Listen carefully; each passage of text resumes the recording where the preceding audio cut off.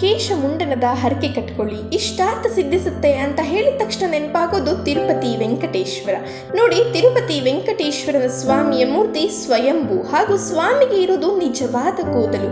ವೆಂಕಟೇಶ್ವರ ಭೂಮಿ ಮೇಲೆ ಅವತಾರ ಎತ್ತಿದ ಸಮಯದಲ್ಲಿ ಹೀಗೆ ಒಂದು ಘಟನೆಯಿಂದ ಸ್ವಾಮಿ ಒಂದಷ್ಟು ಕೂದಲನ್ನ ಕಳೆದುಕೊಳ್ಬೇಕಾಯಿತು. ನೀಲಾದೇವಿ ಅನ್ನೋ ಗಂಧರ್ವ ರಾಜಕುಮಾರಿ ತನ್ನ ಸಮೃದ್ಧ ದಪ್ಪವಾದ ಕಪ್ಪನೆಯ ಕೂದಲನ್ನ ಕತ್ತರಿಸಿ ಸಾಕ್ಷಾತ್ ವೆಂಕಟೇಶ್ವರನಿಗೆ ಅರ್ಪಿಸಿ ಸ್ವಾಮಿಯ ಕೃಪೆಗೆ ಪಾತ್ರಳಾಗ್ತಾಳೆ. ಇದನ್ನ ನಿನ್ನ ಮುಡಿಯಾಗಿ ಮಾಡ್ಕೋ ಸ್ವಾಮಿ ಅಂತಾಳೆ.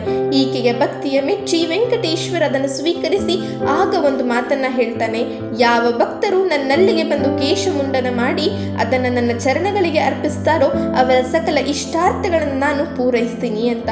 ಆದರೆ ನಾವು ಮಕ್ಕಳಿಗೆ ಒಂದೆರಡು ಬಾರಿ ಕೇಶಮುಂಡನ ಮಾಡಿಸ್ತೀವಿ, ಕೂದಲು ಚೆನ್ನಾಗಿ ಬೆಳೆಯುತ್ತೆ ಅನ್ನೋ ಕಾರಣಕ್ಕೆ.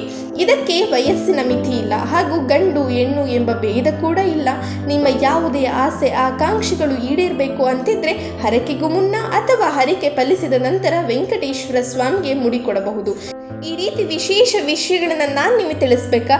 ಆಗಿದ್ರೆ ತಪ್ಪದೆ ಕಮೆಂಟ್ನಲ್ಲಿ ತಿಳಿಸಿ ಎಸ್ ಅಂತ.